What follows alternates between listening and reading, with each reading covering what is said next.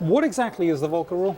It restricts the amount of risk that banks can take with their own money. So the idea is that you keep banks from blowing themselves up, for instance, as some would say that they did in 2008, by making these huge bets on securities markets that then go south. And then that causes the government to bail them out to prevent the world from collapsing, basically. And Colin, the Volcker rule, I mean, you know, it started out in its proposal stages as a pretty aggressive rule.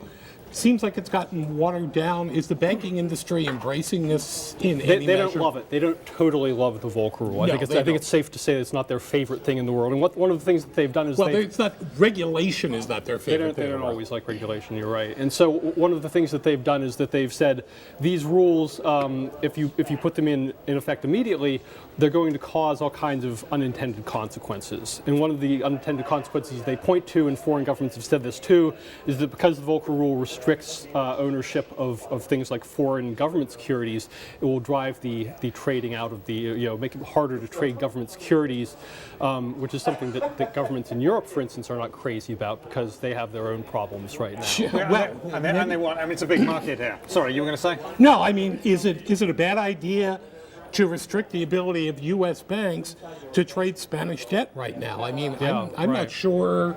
Yeah. You know, the bank shouldn't be saying, thanks for that. No, right. So this, and one of the things is that these rules are so unwieldy. They're very long. You know, the rules are very complicated, and there's a lot of pages. And every rule, has to be implemented by different agencies.